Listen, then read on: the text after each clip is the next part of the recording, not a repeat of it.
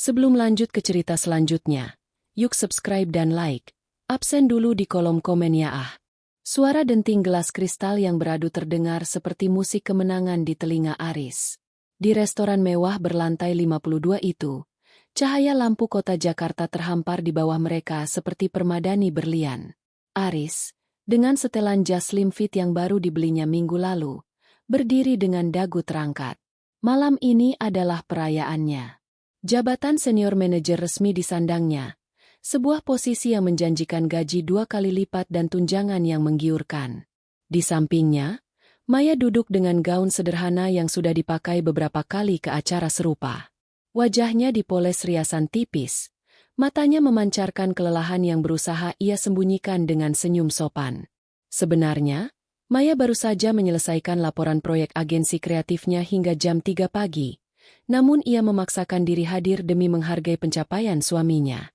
Sekali lagi, selamat untuk Aris, senior manajer termuda di perusahaan. Seru Bram, rekan kerja Aris, sambil mengangkat gelas wine-nya. Terima kasih, Bram. Ini semua berkat kerja keras dan fokus. Kamu tahu sendiri, di dunia ini, kalau kita tidak ambisius, kita hanya akan jadi penonton. Jawab Aris dengan nada sombong yang kental. Tawa pecah di meja itu. Namun, suasana berubah ketika Siska, istri salah satu kolega, menoleh ke arah Maya. Wah, Maya pasti senang sekali ya. Sekarang sudah bisa santai-santai di rumah. Suami sudah jadi bos. Uang belanja pasti mengalir deras. Maya tersenyum tipis, hendak menjawab dengan rendah hati. Namun Aris memotongnya lebih dulu. Suaranya cukup keras hingga meja sebelah pun menoleh. Santai-santai? Dia memang sudah santai sejak dulu, Siska. Ujar Aris sambil tertawa sinis. Ia meminum wine-nya dalam sekali teguk. Kalian tidak tahu saja. Selama ini saya yang banting tulang. Maya ini, ya, kalian lihat sendirilah. Kerjaannya hanya di rumah. Sesekali menerima pesanan desain kecil-kecilan yang hasilnya bahkan tidak cukup untuk membayar tagihan listrik bulanan rumah kami. Senyum Maya membeku. Ia merasa seperti disiram air es di depan 10 orang yang selama ini ia anggap teman. Ia menatap Aris, berharap pria itu hanya bercanda karena pengaruh alkohol. Namun, mata Aris menatapnya dengan pandangan dingin, penuh penghinaan yang selama ini tersimpan rapat. Aris, kurasa ini bukan tempat yang tepat untuk membicarakan itu, bisik Maya pelan, mencoba menjaga martabat suaminya. Kenapa? Kamu malu karena kenyataannya begitu. Aris justru semakin menjadi-jadi. Ia meletakkan gelasnya dengan dentuman keras. Teman-teman, kalian tahu tidak? Bayangkan rasanya setiap bulan melihat saldo rekening berkurang hanya untuk membiayai kebutuhan wanita yang tidak punya kontribusi apa-apa. Baju yang dia pakai, makanan yang dia makan, bahkan pembalut yang dia pakai pun, saya yang bayar. Meja yang tadinya riuh tiba-tiba hening. Beberapa orang tampak tidak nyaman, sementara yang lain mulai berbisik-bisik sambil melirik Maya dengan iba, atau mungkin ejekan. Maya merasakan dadanya sesak. Jantungnya berdegup kencang, bukan karena marah, melainkan karena rasa tidak percaya. Selama 3 tahun pernikahan, Aris tidak pernah tahu bahwa cicilan rumah mewah yang mereka tempati dibayar oleh Maya melalui rekening anonim. Aris tidak tahu bahwa mobil SUV yang ia kendarai adalah hadiah dari ayah Maya yang diberikan melalui skema bonus kantor, gadungan agar Aris tidak merasa rendah diri. Maya telah mematikan cahayanya sendiri selama bertahun-tahun hanya agar Aris bisa bersinar. Aris, cukup. Suara Maya bergetar, namun tetap tegas. Cukup? Baru segini saja kamu sudah bilang cukup. Aris berdiri, sedikit sempoyongan. Kamu harusnya bersyukur saya masih mau memajangmu di sini. Sebenarnya aku muak. Muak melihatmu hanya jadi beban di hidupku. Kamu itu parasit. Maya, cantik saja tidak cukup kalau kerjamu hanya menghabiskan uang suamimu. Maya menarik napas panjang. Ia tidak menangis. Rasa sakitnya sudah melewati batas air mata. Ia melihat pria di depannya. Pria yang dulu ia bantu menyusun skripsi. Pria yang ia modali untuk membeli setelan jas pertamanya saat wawancara kerja, kini telah berubah menjadi monster yang mabuk kekuasaan. Aku mengerti, ucap Maya singkat. Ia berdiri, mengambil tas tangannya dengan tenang. Selamat atas jabatan barumu, Aris. Semoga kursi manajer itu cukup empuk untuk menopang kesombonganmu. Tanpa menunggu jawaban, Maya melangkah pergi. Langkah kakinya terdengar mantap di atas lantai marmer. Ia tidak menoleh ke belakang, bahkan saat ia mendengar Aris berteriak di belakangnya. Pergi saja. Paling-paling besok kamu merangkak minta uang belanja padaku. Di dalam lift yang turun menuju lobi, Maya menatap pantulan dirinya di dinding kaca. Ia merapikan rambutnya, lalu mengeluarkan ponselnya. Ia mendial sebuah nomor yang sudah lama tidak ia hubungi. Halo, Pak Pengacara? Ya, ini Maya. Tolong siapkan semua dokumen pemisahan aset yang pernah kita bahas. Dan satu lagi, batalkan akses kartu kredit tambahan atas nama Aris Pratama malam ini juga. Sekarang. Keluar dari gedung itu, udara malam Jakarta yang polutif terasa jauh lebih segar bagi Maya.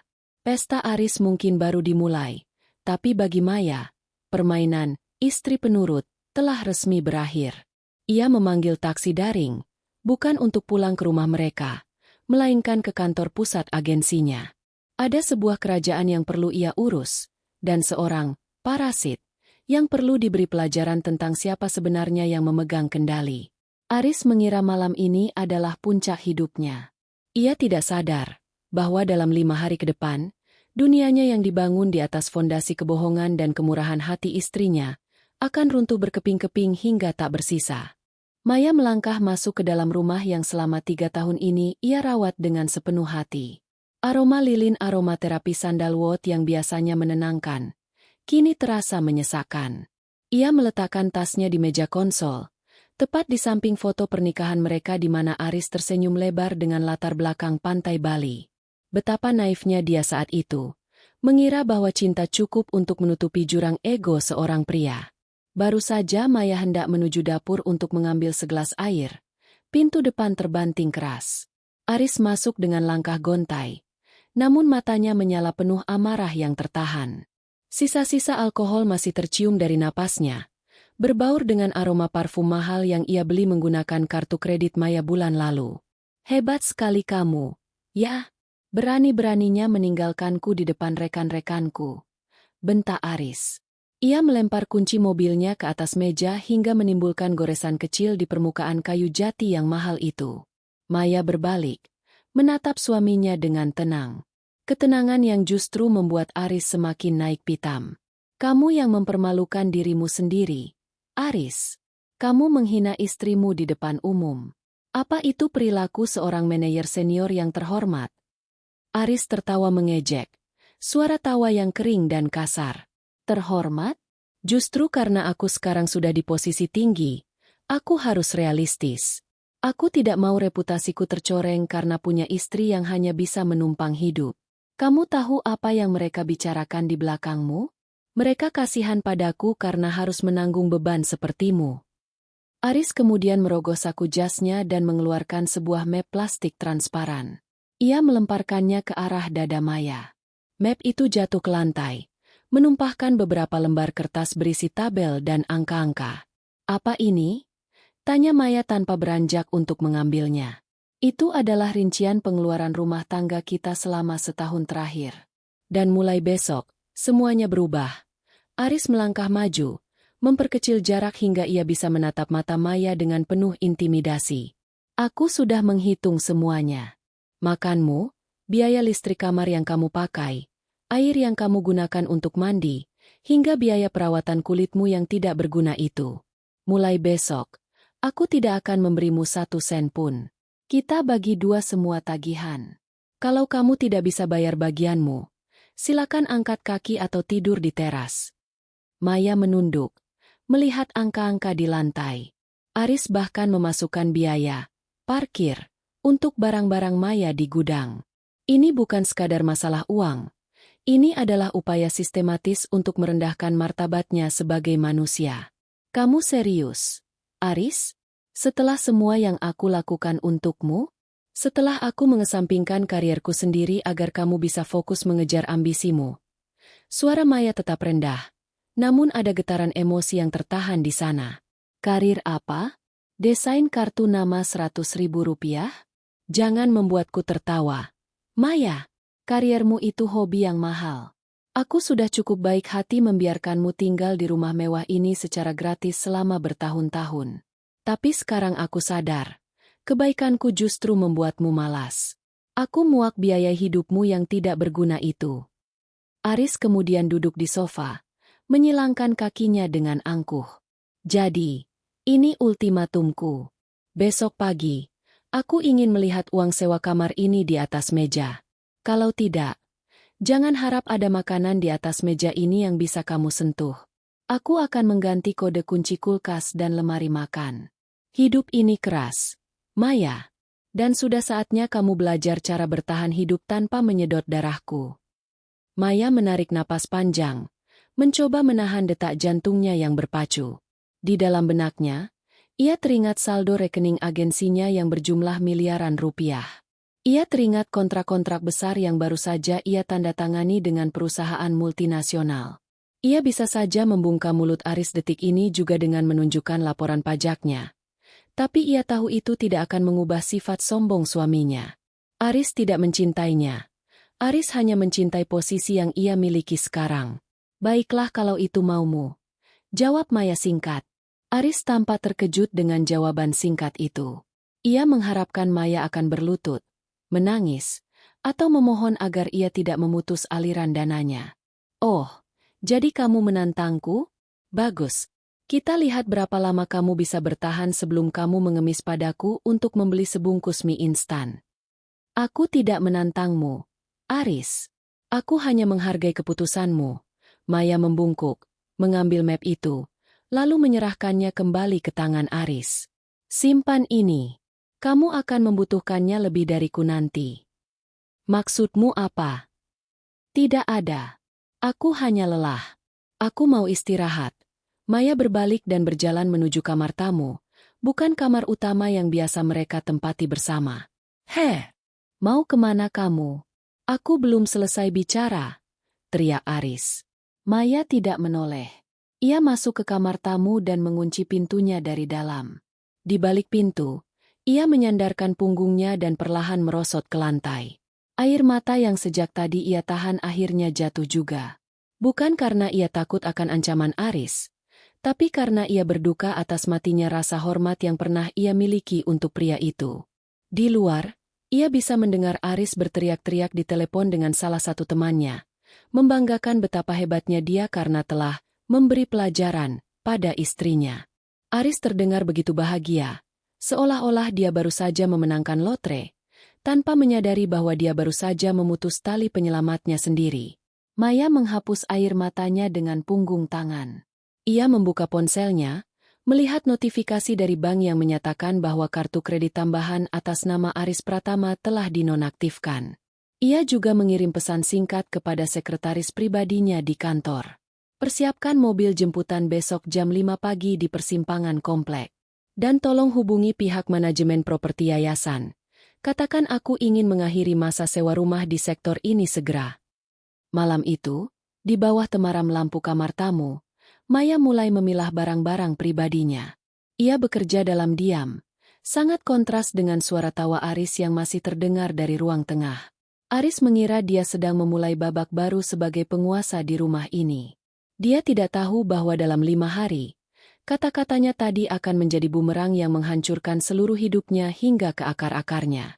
Aris bilang dia muak membiayai hidup Maya. Maya hanya tersenyum pahit dalam gelap. Mari kita lihat. Aris, mari kita lihat siapa sebenarnya yang membiayai siapa selama ini. Suasana rumah itu terasa mencekam, setidaknya bagi siapapun yang memiliki hati nurani. Namun bagi Aris, keheningan itu adalah tanda kemenangan. Setelah puas menertawakan Maya di telepon bersama teman-temannya, ia jatuh tertidur di sofa ruang tengah dengan televisi yang masih menyala, menampilkan siaran berita ekonomi yang seolah memvalidasi status barunya sebagai orang sukses. Dengkurannya yang kasar bergema di lorong rumah, menjadi latar suara bagi Maya yang sedang memulai operasi senyapnya. Di dalam kamar tamu, Maya tidak membiarkan emosi menguasai logikanya. Ia tahu, Dalam menghadapi pria seperti Aris, air mata adalah sia-sia. Yang ia butuhkan sekarang adalah strategi. Dengan gerakan yang sangat hati-hati agar tidak menimbulkan bunyi, Maya membuka lemari dan mengeluarkan koper besar yang selama ini tersimpan di bagian paling belakang. Ia mulai mengemas. Bukan sembarang barang, melainkan dokumen-dokumen penting yang selama ini ia simpan di brankas kecil tersembunyi. Sertifikat tanah, dokumen pendirian agensi kreatifnya, serta bukti-bukti pembayaran cicilan rumah dan mobil yang selama ini ia samarkan. Setiap lembar kertas itu adalah bukti betapa besar kebohongannya demi menjaga ego Aris, dan kini, kertas-kertas itu akan menjadi senjata yang melumpuhkan. Maya menatap foto mereka di atas meja nakas kamar tamu. Di sana, Aris tampak memeluknya erat saat mereka baru saja pindah ke rumah ini. Saat itu, Maya berkata bahwa rumah ini adalah hasil kerja keras mereka bersama, padahal ia membayar lunas uang mukanya dari bonus proyek besar yang ia tangani secara rahasia. Ia sengaja membuat skenario seolah-olah mereka mengambil kredit bank yang panjang agar Aris merasa memegang peran sebagai kepala keluarga yang mencicil rumah. Kamu ingin aku mandiri, Aris? Baiklah, kamu akan mendapatkan keinginanmu sepenuhnya. Bisik Maya pada kegelapan. Pukul 2 dini hari. Maya keluar dari kamar dengan langkah tanpa suara. Ia melihat Aris masih terlelap, mulutnya sedikit terbuka, dan ponsel mahalnya tergeletak di lantai. Maya mengambil ponsel itu sebentar. Ia melihat notifikasi yang masuk, pesan-pesan dari grup kantor yang memuja-muja Aris. Namun, ada satu notifikasi yang berbeda. Sebuah pesan singkat dari bank. Kartu kredit Anda dengan akhiran 0988 telah dinonaktifkan. Hubungi layanan pelanggan. Maya tersenyum tipis. Itu baru permulaan. Ia kemudian menuju ke ruang kerja Aris. Di sana, ia mengambil beberapa barang yang sebenarnya adalah miliknya. Laptop cadangan berteknologi tinggi yang ia pinjamkan pada Aris, dan set kartu akses ke klub olahraga eksklusif yang keanggotaannya atas nama perusahaan Maya. Ia tidak mengambil apapun yang dibeli oleh Aris, sekecil apapun itu. Ia ingin keluar dari rumah ini dengan bersih, tanpa membawa beban dari pria itu. Setelah kopernya siap, Maya menelepon asisten rumah tangga mereka, Bei Sumi, melalui pesan teks. Bei Sumi sudah bekerja dengan keluarga Maya sejak Maya masih kecil dan ikut pindah saat Maya menikah. Bei, besok pagi jangan datang ke rumah ini lagi. Silakan langsung ke apartemen saya yang di pusat kota. Gaji dan bonus Bibi sudah saya transfer 3 kali lipat. Tolong jangan beritahu Aris di mana saya berada. Biarkan dia mengurus dirinya sendiri mulai besok. Balasan Bei Sumi datang hampir seketika. Seolah wanita tua itu juga sedang menunggu instruksi. Baik. Non. Bibi memang sudah tidak tahan melihat perlakuan Den Aris tadi malam. Bibi segera bersiap. Maya menarik kopernya menuju pintu belakang. Sebelum benar-benar pergi, ia berhenti di dapur. Ia melihat botol anggur mahal yang dibeli Aris tadi malam untuk merayakan jabatannya. Maya mengambil sebuah spidol permanen dari laci dan menuliskan sesuatu di label botol itu. Nikmati kemenanganmu, selagi kamu masih punya tempat untuk berpijak. Ia keluar melalui pintu samping yang menuju langsung ke arah gerbang. Di sana, sebuah mobil hitam mewah sudah menunggu dengan mesin yang halus, hampir tak terdengar. Sopir pribadinya, Pak Joko, segera turun dan mengambil alih koper Maya. Kita ke apartemen sekarang, Bu? Tanya Pak Joko dengan nada hormat. Ya, Pak. Dan tolong hubungi bagian legal pagi ini pukul 8 tepat. Saya ingin mereka mengirimkan surat pengosongan properti ke alamat ini. Berikan waktu 5 hari bagi penghuninya untuk angkat kaki. Ujar Maya sambil menatap rumah besar itu untuk terakhir kalinya. 5 hari, Bu? Bukankah itu terlalu cepat untuk pindahan? Maya menyandarkan punggungnya di kursi kulit mobil yang nyaman. Itu waktu yang lebih dari cukup bagi seseorang yang merasa dirinya manajer senior hebat untuk mencari tempat tinggal baru.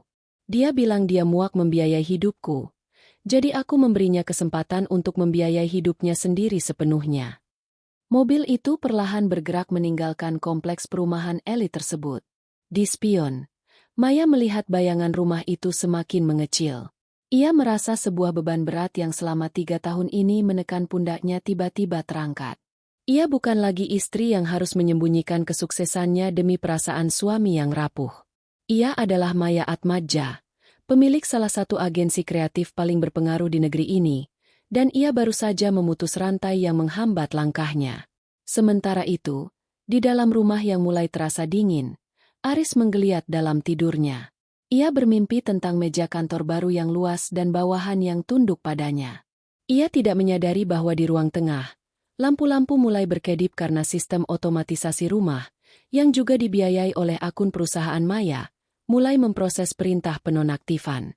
Aris akan terbangun di sebuah rumah yang sunyi, tanpa sarapan di meja, tanpa asisten yang merapikan bajunya, dan tanpa menyadari bahwa 5 hari ke depan akan menjadi periode paling mengerikan dalam hidupnya. Langkah sunyi Maya di tengah malam telah menyulut sumbu ledakan yang tinggal menunggu waktu untuk menghancurkan segalanya. Sinar matahari pagi menembus celah gorden ruang tengah, menusuk tepat ke kelopak mata Aris. Ia mengerang, merasakan kepalanya berdenyut akibat sisa wine semalam. Selama beberapa detik, ia merasa sangat puas. Ia adalah senior manager sekarang. Ia telah membuktikan pada istrinya siapa yang memegang kendali. Dengan senyum kemenangan yang masih tersisa, ia berteriak tanpa membuka mata. "Maya! Buatkan kopi hitam. Gula sedikit saja. Aku ada rapat pagi." Hening. Tidak ada suara denting sendok dari dapur. Tidak ada aroma roti panggang yang biasanya memenuhi ruangan. Aris mengerutkan kening. Ia duduk tegak, mengucek matanya, dan menyadari ia masih di sofa. Ruang tengah itu tampak berantakan dengan bekas botol semalam. "Maya?" panggilnya lagi, kali ini dengan nada lebih tinggi. "Bei Sumi." Tetap tidak ada jawaban. Aris mendengus kesal. Pasti dia sedang mogok makan atau menangis di kamar tamu, pikirnya sinis. Ia bangkit dan melangkah menuju dapur, berniat mengambil air dingin. Namun, saat ia membuka kulkas, ia terpaku. Kulkas itu kosong melompong. Tidak ada susu, tidak ada telur, bahkan botol air mineral pun hanya tersisa satu. Pandangannya beralih ke meja makan. Biasanya, baju kerjanya yang sudah disetrika rapi akan tergantung di sana. Tapi hari ini, meja itu kosong. Hanya ada selembar kertas catatan di atas meja marmer yang dingin. "Sesuai permintaanmu semalam, aku mulai membiayai hidupku sendiri dan mengurus diriku sendiri. Karena semua isi kulkas dan bahan makanan ini kubeli dengan uangku, aku sudah membawanya pergi atau memberikannya pada yang membutuhkan. Selamat menikmati kemandirianmu." Aris meremas kertas itu hingga hancur. "Sialan! Kekanak-kanakan sekali," umpatnya. Ia merasa Maya hanya sedang menggertaknya. Ia berpikir, dengan gaji manajer barunya, ia bisa membeli sarapan paling mewah di Jakarta. Ia segera menuju kamar mandi untuk bersiap. Namun, kejutan berikutnya menanti. Saat ia memutar keran shower, hanya terdengar suara mendesis yang kering. Air tidak keluar. Ia mencoba menyalakan lampu kamar mandi, namun tidak ada reaksi. Rumah itu mati total. Apa-apaan ini? Token listrik habis? Tidak mungkin. Rumah ini pakai sistem pasca bayar. Aris mulai panik. Ia segera mengambil ponselnya untuk menghubungi manajemen komplek. Namun matanya tertuju pada barisan notifikasi yang terlewatkan sejak subuh tadi. Ada pesan dari Bei Sumi yang berpamitan karena sudah tidak dipekerjakan lagi oleh Maya. Ada pesan dari bank yang menyatakan kartu kreditnya diblokir. Dan yang paling membuatnya tersedak adalah pesan dari aplikasi sistem smart home rumah itu. Layanan otomatisasi, listrik, dan air dialihkan ke pemilik properti asal. Akses tamu dinonaktifkan. Pemilik asal? Apa maksudnya? Aris bergumam dengan tangan gemetar. Ia mencoba mengingat-ingat kembali kontrak rumah ini, tapi ia selalu malas membaca dokumen hukum karena Maya bilang, semuanya sudah diatur. Tanpa mandi dan dengan hanya membasuh muka menggunakan sisa air mineral di botol, Aris memakai jas lamanya yang agak kusut. Ia harus segera ke kantor. Ia butuh kopi dan ia butuh merasa berkuasa lagi di depan bawahannya. Ia melangkah ke garasi, menekan tombol remote mobil SUV hitamnya. Pip. Mobil merespons. Aris menarik napas lega. Setidaknya ia masih punya kendaraan. Namun, saat ia duduk di kursi pengemudi dan mencoba menyalakan mesin, layar di dashboard menampilkan pesan peringatan berwarna merah. Vehicle immobilized. Please contact the leasing company. Payment overdue. Macet. Mana mungkin macet? Aku selalu memberikan uang cicilan pada Maya setiap bulan. Aris memukul setir dengan keras. Ia tidak tahu bahwa uang yang ia berikan pada Maya setiap bulan sebenarnya hanya 1/10 dari cicilan asli mobil itu, dan Maya menutupi sisanya. Sejak semalam Maya memutus aliran dana dari rekeningnya, sistem otomatis perbankan langsung mendeteksi ketidakcukupan saldo di rekening penampung yang atas nama Aris.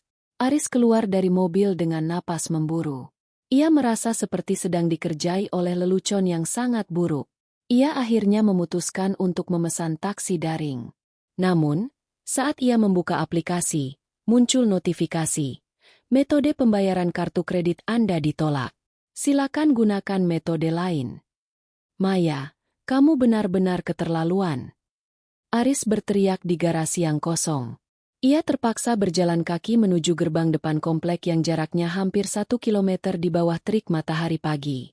Keringat mulai membasahi kemejanya, merusak penampilan manajer senior yang ia banggakan. Di sepanjang jalan, beberapa tetangga yang sedang lari pagi menatapnya dengan heran. Aris merasa harga dirinya perlahan mulai terkikis. Saat tiba di gerbang, sebuah mobil sedan mewah berwarna perak melintas perlahan di sampingnya. Kaca jendela belakang terbuka sedikit. Aris sempat melihat siluet seorang wanita yang sangat ia kenali. Wanita itu memakai kacamata hitam, rambutnya tertata rapi, dan ia sedang menyesap kopi dari gelas tumbler bermerek terkenal.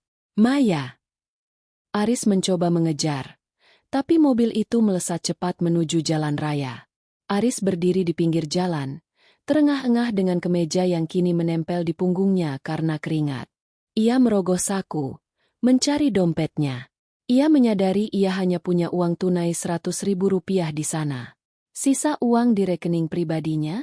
Ia baru ingat ia baru saja menghabiskan hampir seluruhnya untuk membayar uang muka motor gede yang ia pesan minggu lalu sebagai hadiah untuk dirinya sendiri. Hari ini adalah hari pertamanya sebagai manajer senior. Hari yang seharusnya menjadi puncak kejayaannya.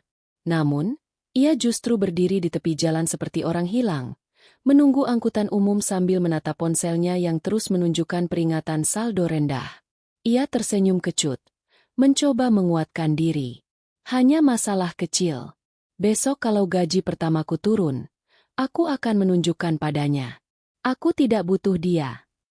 Aris belum menyadari bahwa kemandirian yang ia minta dari Maya adalah sebuah jurang dalam yang baru saja ia masuki. Dan ini baru hari pertama. Ia masih punya 4 hari lagi sebelum kenyataan yang sesungguhnya menghantamnya seperti palu godam. Aris tiba di lobi kantor dengan napas tersengal.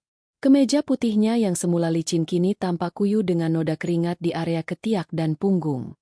Ia merasa semua mata staf di lobi tertuju padanya, menertawakan penampilannya yang tidak mencerminkan seorang manajer senior.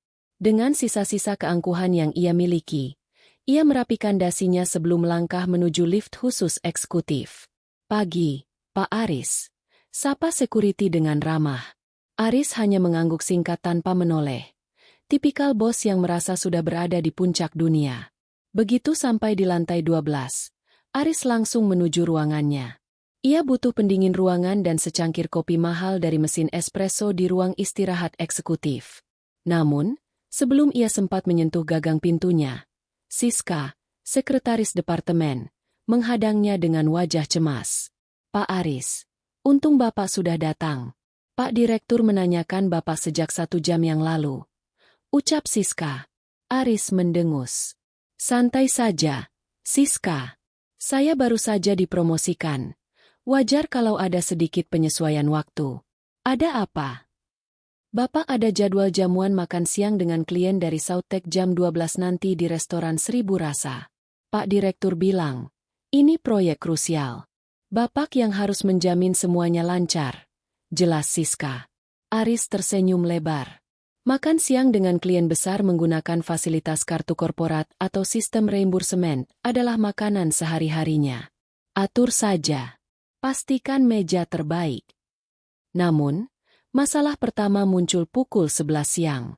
Saat Aris mencoba masuk ke sistem internal perusahaan untuk mengunduh materi presentasi, layarnya menampilkan pesan, "Access denied. Your personal device is not registered under the company's new security protocol." Aris mengerutkan kening. Laptop yang ia gunakan adalah laptop canggih yang selama ini ia klaim sebagai hasil kerjanya. Padahal itu adalah aset agensi milik Maya yang dipinjamkan kepadanya. Pagi tadi, tim Itmaya telah menarik lisensi perangkat lunak dan enkripsi keamanan dari jarak jauh. "Siska, kenapa laptop saya tidak bisa masuk ke server?" teriak Aris dari dalam ruangan. Siska datang dengan terburu-buru. Setelah memeriksa sebentar, ia tampak bingung. "Aneh, Pak. Sepertinya semua sertifikat keamanan digital di laptop ini sudah dicabut oleh pemilik lisensinya. Bukankah ini laptop pribadi Bapak?" Aris terdiam. Wajahnya memerah. "Iya, tentu saja. Mungkin ada bug. Sudahlah, pindahkan saja materinya ke USB." Masalah kedua menghantam saat jam makan siang. Aris tiba di restoran mewah itu menemui dua perwakilan SouthTech. Diskusi berjalan lancar. Aris tampil sangat meyakinkan dengan janji-janji manisnya. Hingga saat tagihan datang, Aris dengan gaya flamboyan mengeluarkan kartu kreditnya. "1 beyel saja," ucapnya pada pelayan. Pelayan itu kembali 2 menit kemudian dengan wajah menyesal. "Mohon maaf, Pak, kartu Anda ditolak." Aris tertawa kecil, meski jantungnya mulai berdegup kencang. Mungkin mesinnya rusak. "Coba kartu yang ini." Ia mengeluarkan kartu kredit keduanya. Kartu yang ia pikir masih memiliki limit besar. "Ditolak juga, Pak." Keterangannya, over limit. Kedua klien di depannya mulai saling pandang dengan ekspresi aneh. Aris mulai berkeringat dingin. Ia baru ingat bahwa kartu kedua itu digunakan secara otomatis untuk membayar uang muka motor gede yang ia pesan secara impulsif kemarin sore. "Sebentar, saya hubungi bank saya."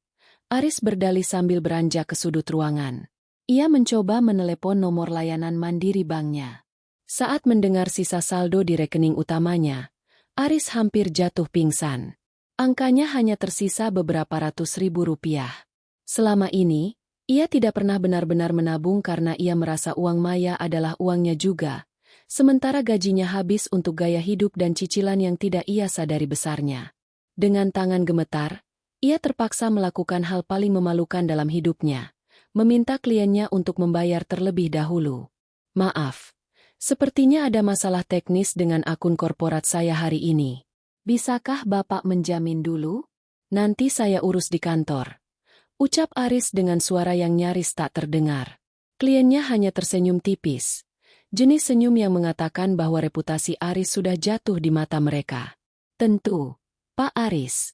Tapi kami harap masalah teknis ini tidak terjadi pada proyek kami nanti." Aris kembali ke kantor dengan perasaan hancur. Namun, badai belum berakhir. Di mejanya, sudah menunggu sebuah amplop coklat besar dengan logo firma hukum ternama. Ia membukanya dengan perasaan tidak enak. Itu adalah surat pemberitahuan dari manajemen properti. Berdasarkan permintaan pemilik sah aset, Yayasan Atmadja, masa sewa rumah di Jalan Elang nomor 5 telah berakhir per hari ini.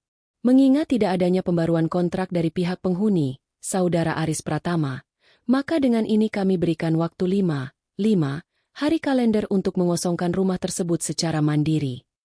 Aris membanting surat itu ke meja. "Yayasan Atmadja? Itu kan yayasan keluarga Maya." Ia baru tersadar. Selama ini Maya bilang rumah itu adalah milik perusahaan tempat Maya bekerja sebagai konsultan, agar mereka bisa tinggal dengan murah. Ternyata, Maya adalah pemiliknya, atau setidaknya bagian dari pemiliknya.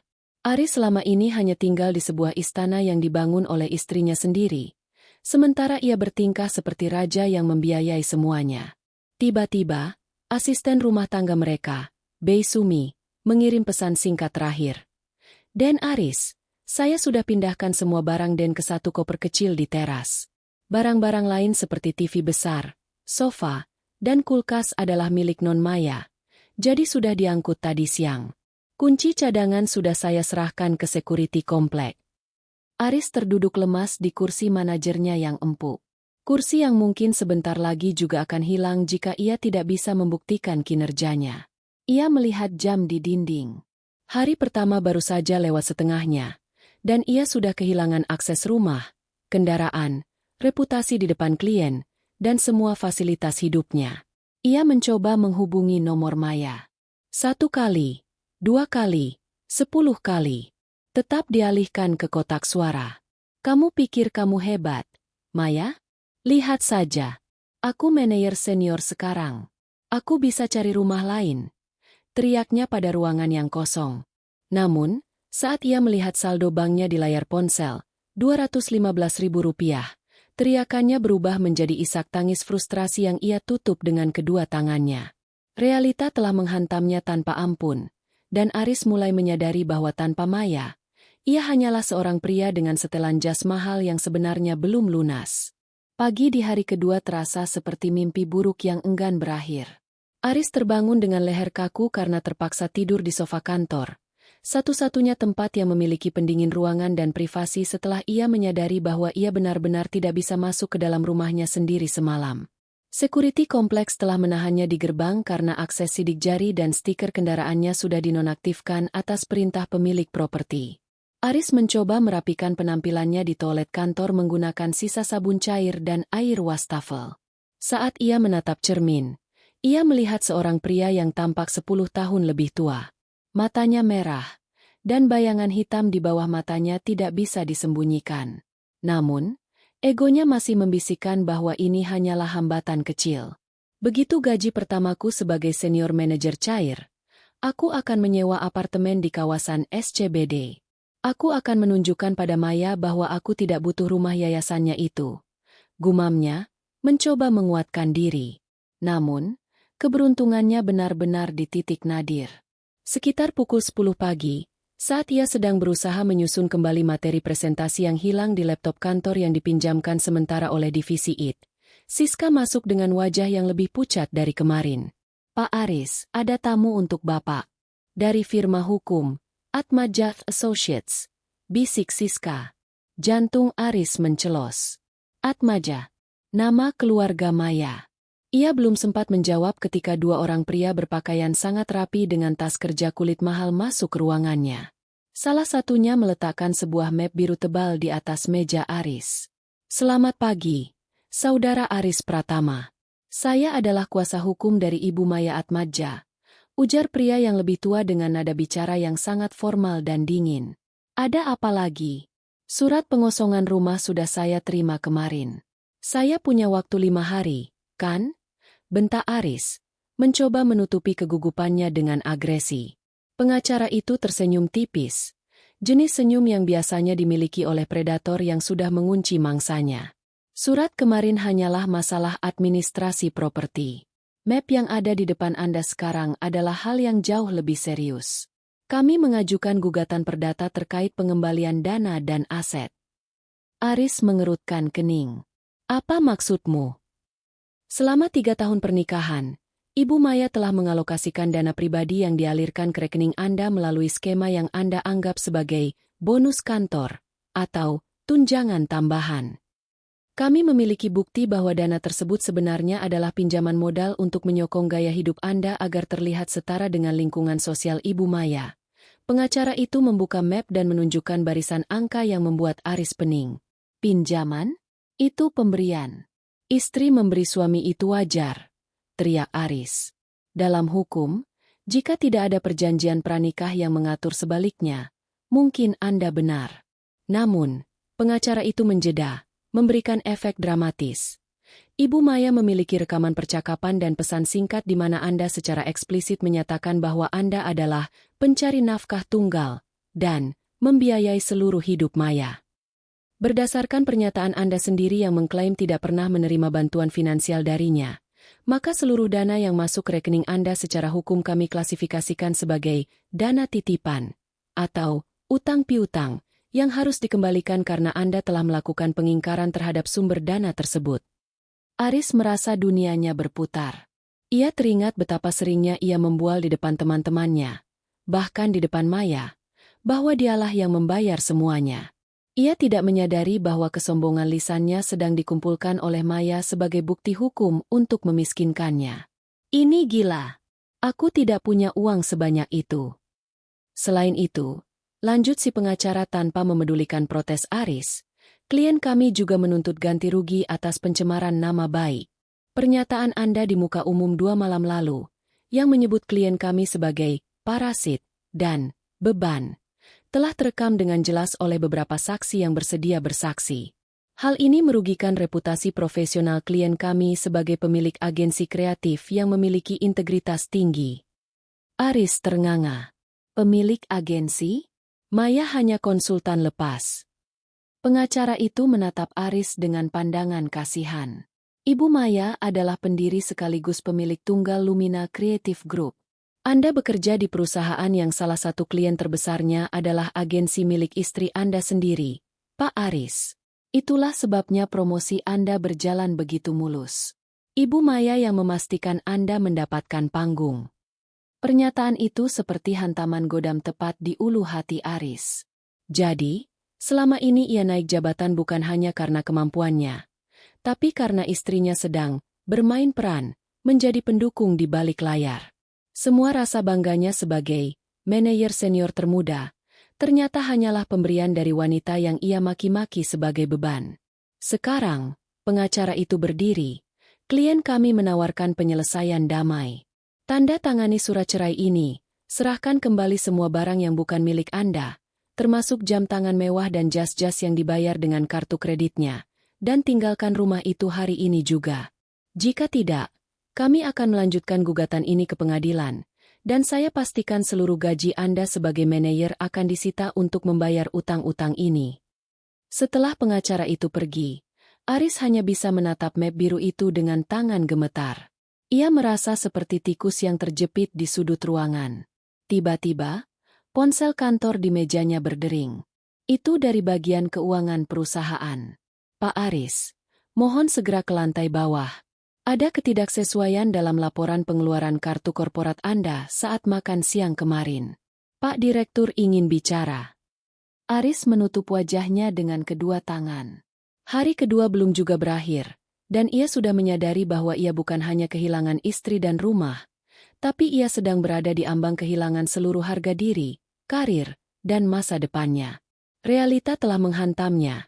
Bukan dengan tangan kosong, tapi dengan kenyataan pahit bahwa selama ini dialah yang hidup di atas belas kasihan orang yang paling ia rendahkan. Aris berdiri di depan pintu ruang direktur utama dengan lutut yang terasa lemas. Aroma kopi mahal dan kayu ek yang biasanya memberinya rasa prestise, kini terasa mencekik. Ia menarik napas panjang, mencoba membetulkan kerah kemejanya yang sudah tidak selicin kemarin. Dengan satu ketukan pelan, ia masuk. Di dalam, Pak Gunawan, sang direktur, sedang menatap layar monitor dengan dahi berkerut. Di sampingnya berdiri manajer HRD yang menatap Aris dengan tatapan dingin tanpa ekspresi. Duduk, Aris. Suara Pak Gunawan berat dan datar. Aris duduk di kursi kulit yang terasa sangat panas. Bapak memanggil saya terkait masalah kartu korporat kemarin? Saya bisa jelaskan. Itu hanya masalah teknis di bank. Bukan hanya soal makan siang itu, Aris, Pak Gunawan memotong. Suaranya kini mengandung nada kekecewaan yang dalam. Pagi ini, kami menerima surat resmi dari Atmadja Group. Mereka menarik diri sebagai konsultan strategi kreatif perusahaan kita. Kamu tahu apa artinya itu? Kita kehilangan otak di balik kampanye terbesar kita tahun ini. Aris menelan ludah. Tetapi Pak, kita masih punya tim internal. Kita bisa. Dan bukan itu saja, lanjut Pak Gunawan, mengabaikan pembelaan Aris. Mereka juga mengirimkan audit independen terkait promosi jabatanmu.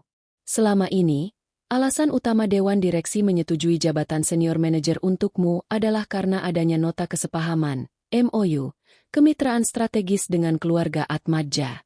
Mereka memberikan jaminan bahwa performa departemenmu akan didukung penuh oleh jaringan mereka. Pak Gunawan melemparkan sebuah berkas ke depan Aris. Tadi pagi, jaminan itu dicabut. Tanpa dukungan strategis dari mereka, performa yang kamu banggakan di atas kertas itu ternyata hanyalah angka-angka yang dipercantik oleh tim kreatif istri kamu. Kamu tidak benar-benar memenangkan tender Soundtech karena presentasimu, Aris. Kamu menang karena Maya menelepon CEO mereka dan menjanjikan slot iklan gratis di media miliknya. Wajah Aris memucat. Ia merasa seperti baru saja ditelanjangi di depan umum.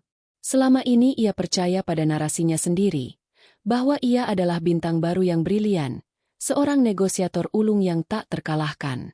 Ternyata, ia hanyalah seorang aktor di panggung yang seluruh dekorasinya disiapkan oleh Maya. Karena jaminan performa itu sudah tidak ada, dan mengingat adanya masalah etika terkait laporan pengeluaran serta gugatan perdata yang mulai masuk ke telinga manajemen, Dewan Direksi memutuskan untuk meninjau kembali status promosimu, ujar manajer HRD menimpali. Untuk sementara, jabatanmu diturunkan kembali ke posisi staf biasa, dan kamu berada di bawah pengawasan ketat. Jika dalam 3 hari tidak ada perbaikan signifikan, kami terpaksa mengambil langkah pemutusan hubungan kerja. Staf biasa? Tapi Pak, saya sudah menandatangani kontrak baru. Protes Aris dengan nada tinggi yang putus asa. Kontrak yang bisa dibatalkan jika ditemukan unsur manipulasi data performa. Jawab Pak Gunawan dingin. Sekarang silakan keluar. Bereskan meja manajermu. Kamu pindah ke bilik staf di lantai bawah. Aris keluar dari ruangan itu dengan telinga berdenging. Saat ia melewati meja Siska, ia melihat beberapa rekan kerjanya sedang berbisik-bisik sambil menatapnya. Kabar buruk di kantor selalu menyebar lebih cepat daripada api. Ia harus mengemasi barang-barangnya ke dalam kardus. Sebuah pemandangan yang sangat memalukan bagi seseorang yang baru 2 hari lalu merayakan kesuksesan dengan pesta mewah. Kehancurannya berlanjut saat ia turun ke lantai bawah. Di lobi, ia melihat beberapa pria berseragam perusahaan leasing sedang berbicara dengan petugas keamanan. Itu orangnya, Pak. Tunjuk salah satu petugas leasing saat melihat Aris. Saudara Aris Pratama? Kami dari pihak leasing mobil SUV hitam dengan plat B1234R. Berdasarkan data kami, pembayaran cicilan telah menunggak dan rekening penampung Anda didebet kembali oleh pihak bank karena instruksi pembatalan otomatis. Karena tidak ada jaminan pembayaran baru, kami harus menarik unit tersebut sekarang juga. Tunggu, jangan di sini. Ini kantor saya. Aris memohon, namun sudah terlambat. Beberapa orang di lobi mengeluarkan ponsel, merekam momen memalukan di mana kunci mobil Aris diambil paksa di depan umum. Aris merasa harga dirinya telah diinjak-injak hingga rata dengan lantai.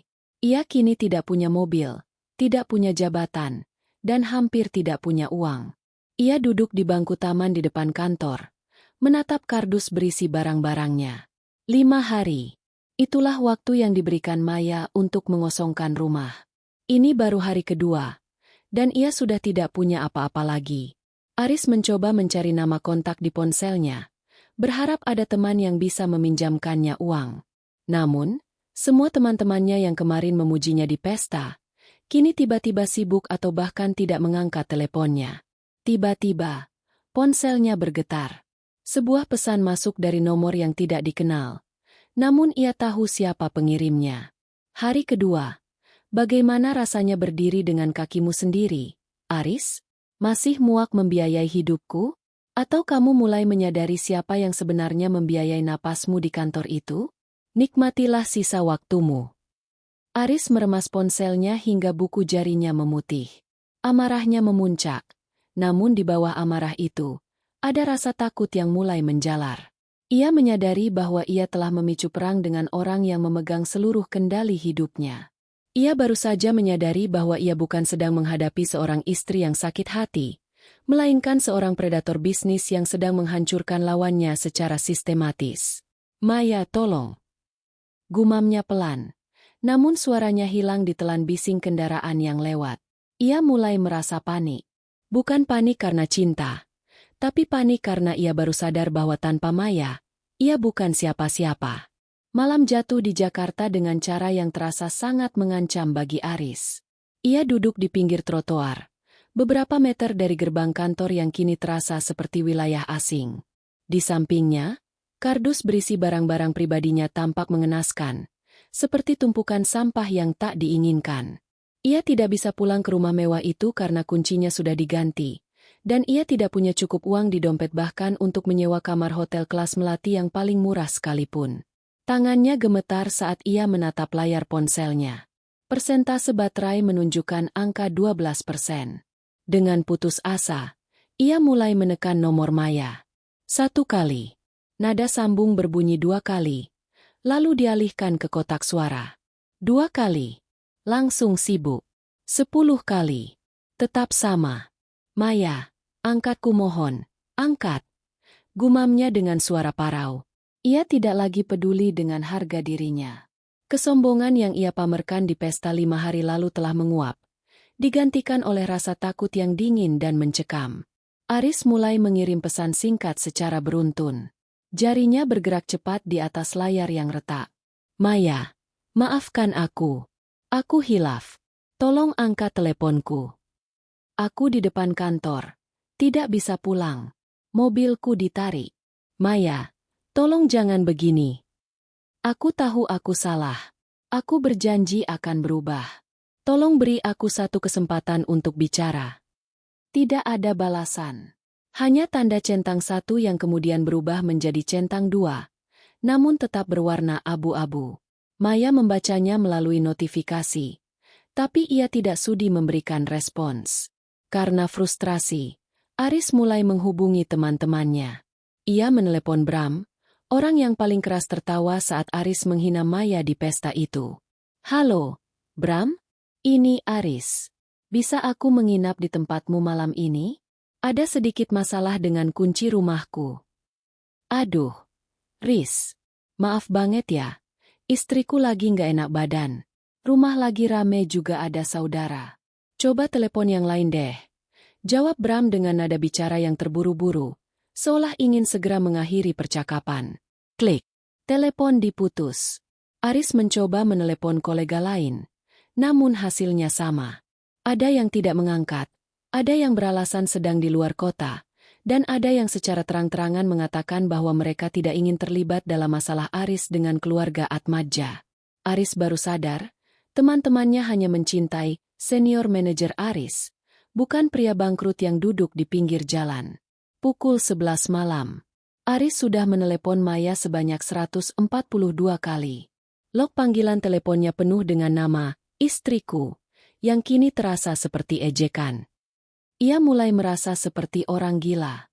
Setiap kali ia melihat lampu mobil yang mirip dengan mobil Maya, jantungnya melonjak, berharap itu adalah istrinya yang datang untuk menyelamatkannya. Tiba-tiba, ponselnya berdering. Nama, Maya, muncul di layar. Aris hampir menjatuhkan ponselnya karena saking bersemangatnya. Maya, sayang, syukurlah kamu angkat. Teriak Aris hampir menangis. Ini bukan Maya. Suara seorang pria yang dingin dan profesional terdengar dari seberang sana. Aris mengenali suara itu sebagai pengacara dari firma hukum Atmadja. Saudara Aris, klien kami merasa terganggu dengan ratusan panggilan Anda. Tindakan Anda bisa dikategorikan sebagai pelecehan dan penguntitan digital. Jika Anda tidak berhenti menelepon dalam 10 menit ke depan, kami akan mengajukan permintaan perintah penahanan ke pihak kepolisian. Aku hanya ingin bicara dengan istriku. Ini masalah rumah tangga. Aris berteriak frustrasi. Anda tidak punya istri, saudara Aris. Anda hanya punya masa lalu yang sedang menuntut haknya kembali. Jawab pengacara itu datar. Dan satu hal lagi, Ibu Maya menitipkan pesan, berhenti mencari bantuan dari teman-teman Anda. Mereka semua sudah tahu bahwa posisi Anda di perusahaan hanyalah pemberian. Dan tidak ada satupun dari mereka yang mau mempertaruhkan karir demi membela pria yang bahkan tidak tahu cara menghargai orang yang memberinya makan. Telepon terputus. Aris terdiam, menatap layar ponselnya yang kini benar-benar mati karena kehabisan daya. Ia merasa kegelapan di sekelilingnya semakin pekat. Ia sendirian di tengah kota yang luas ini, tanpa uang, tanpa tempat tinggal, dan tanpa teman. Ia akhirnya memutuskan untuk berjalan kaki menuju sebuah minimarket yang buka 24 jam, berharap bisa numpang mengisi daya ponselnya di sana. Di tengah jalan, Ia melihat sebuah papan reklame digital besar yang menampilkan iklan agensi Lumina Creative Group. Di sana, ada foto profil tim kepemimpinan, dan di tengah-tengahnya, Maya tampak begitu anggun dan berwibawa dengan tulisan, CEO Founder.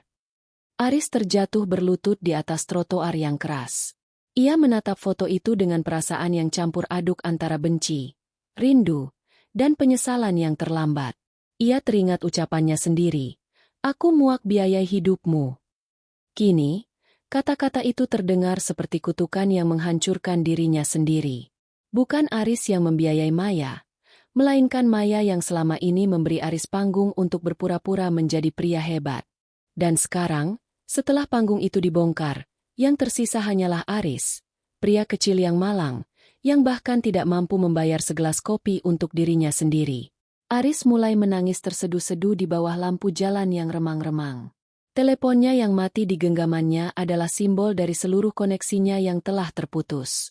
Ia baru menyadari bahwa dalam perang ini, Maya bahkan tidak perlu turun tangan secara langsung.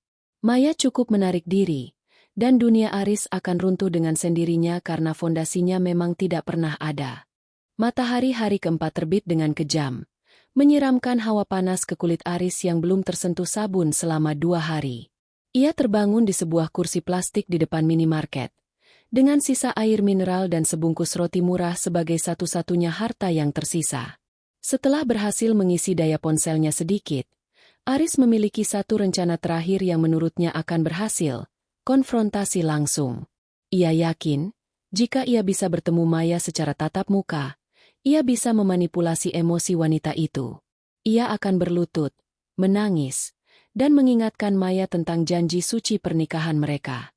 Maya itu lembut, dia pasti luluh, gumamnya, mencoba meyakinkan dirinya sendiri sambil merapikan jasnya yang kini sudah berbau apek dan penuh lipatan. Dengan sisa uang terakhir di sakunya, Aris naik ojek pangkalan menuju gedung pencakar langit di kawasan bisnis Sudirman. Di puncaknya, logo Lumina Creative Group bersinar keemasan, menantang langit Jakarta.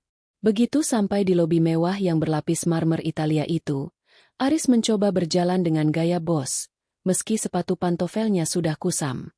Ia melangkah menuju meja resepsionis yang dijaga oleh 2 wanita cantik berseragam rapi. Saya ingin bertemu dengan Ibu Maya Atmadja. Saya suaminya, ucap Aris dengan suara yang dipaksakan tegas. Resepsionis itu menatap Aris dari ujung rambut hingga ujung kaki. Tatapannya mengandung campuran antara keterkejutan dan rasa jijik yang halus. Mohon maaf, Bapak punya janji temu sebelumnya. Janji temu? Saya suaminya. Kamu tidak dengar. Aris mulai menaikkan nada suaranya. Beberapa orang di lobi mulai menoleh. Mohon maaf, Pak.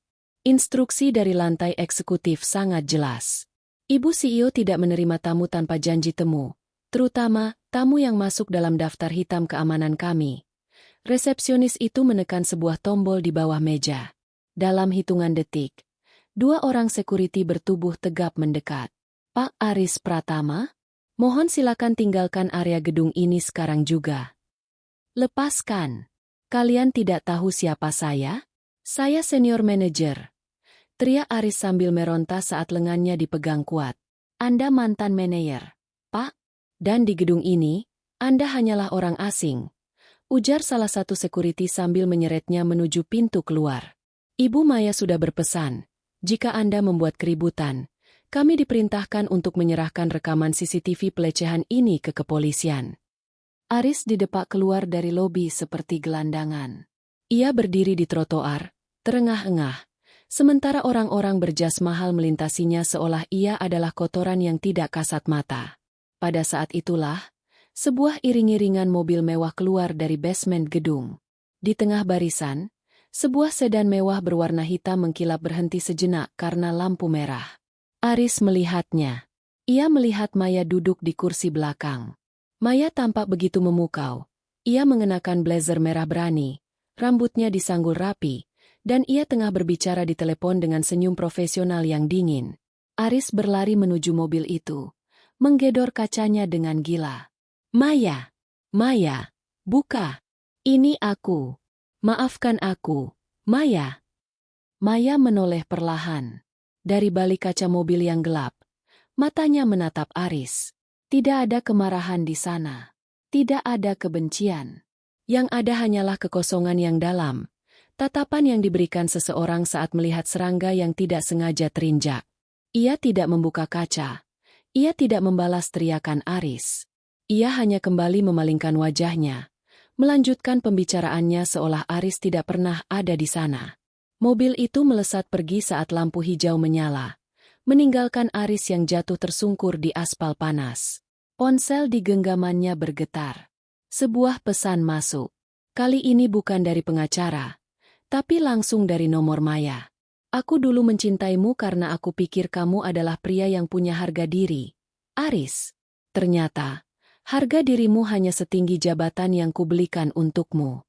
Hari ini adalah hari keempat. Besok adalah hari terakhirmu di rumah itu. Jika pukul 9 pagi kamu masih di sana, polisi akan menjemputmu karena masuk tanpa izin di properti yayasan. Aris membaca pesan itu dengan tangan gemetar. Ia baru menyadari satu hal yang selama ini ia abaikan. Maya tidak pernah membiayai hidupnya karena Maya lemah. Maya membiayai hidupnya karena Maya mampu. Dan Maya berhenti melakukannya karena Maya muak. Kepanikan Aris kini berubah menjadi keputusasaan yang murni. Ia melihat ke sekeliling. Hutan beton Jakarta terasa begitu asing dan kejam. Ia tidak punya tempat untuk pergi. Ia tidak punya orang untuk dimintai tolong. Ia teringat kembali ke pesta 5 hari lalu, saat ia dengan sombongnya berkata, "Aku muak biaya hidupmu yang tidak berguna itu." Sekarang, ia menyadari ironinya. Tanpa biaya dan dukungan dari Maya, ia bahkan tidak mampu menjaga dirinya tetap bersih dan kenyang selama 4 hari. Ia adalah parasit yang baru saja dicabut dari inangnya. Dan ia tidak tahu cara bertahan hidup di dunia nyata yang tidak disubsidi oleh cinta istrinya. Aris terduduk di tangga penyeberangan orang, menatap matahari yang mulai turun. Besok adalah hari kelima. Hari di mana ia akan benar-benar kehilangan segalanya secara hukum. Dan untuk pertama kalinya dalam hidupnya, Aris benar-benar merasa takut akan hari esok. Hari kelima tiba dengan atmosfer yang terasa seperti hari penghakiman bagi Aris. Pukul 8 pagi, ia sudah berdiri di depan gerbang rumah yang pernah ia klaim sebagai istananya. Penampilannya benar-benar hancur. Jas mahalnya kini penuh noda. Wajahnya ditumbuhi janggut tipis yang tidak teratur, dan matanya cekung karena kurang tidur dan stres yang luar biasa. Di sampingnya, terdapat satu koper kecil berisi sisa-sisa pakaian dan barang pribadinya yang disisihkan oleh Bei Sumi. Tepat pukul 9, sebuah mobil patroli polisi dan satu unit mobil dari pihak manajemen properti berhenti di depan rumah tersebut. Aris berharap melihat Maya turun dari salah satu mobil itu. Berharap ada satu momen dramatis di mana ia bisa memohon ampun untuk terakhir kalinya. Namun, yang turun hanyalah petugas berseragam dan pengacara yang sama dengan hari-hari sebelumnya. "Saudara Aris Pratama, waktu Anda sudah habis," ujar sang pengacara sambil memeriksa jam tangannya. "Sesuai prosedur, kami akan melakukan penyegelan bangunan. Jika Anda masih memiliki barang di dalam, Anda tidak diperkenankan mengambilnya lagi setelah garis segel dipasang." "Mana Maya?" tanya Aris dengan suara serak. "Kenapa dia tidak datang?" "Ini rumah kami." "Ini bukan rumah kami, Pak Aris. Ini properti yayasan yang dikelola oleh klien kami," sahut petugas properti sambil mulai memasang stiker penyegelan di pintu utama. "Ibu Maya tidak perlu hadir di sini. Beliau sedang berada di luar negeri untuk penandatanganan merger besar. Beliau sudah melupakan tempat ini, dan kami harap Anda juga begitu." Aris hanya bisa berdiri terpaku saat gerbang rumah itu digembok secara permanen. Ia merasa seperti melihat seluruh hidupnya dikunci di dalam sana.